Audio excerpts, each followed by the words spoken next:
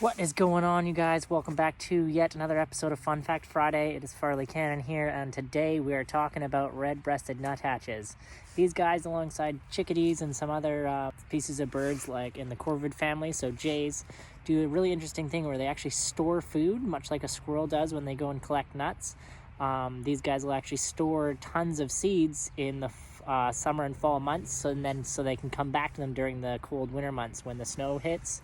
Here in Canada, they'll actually have access to these food stores. So some of these birds can actually store hundreds, if not thousands, of seeds in different locations, and they'll actually forget where a lot of the stuff they've stored is, but they'll manage to come back to enough of it that it helps them survive those long winter months.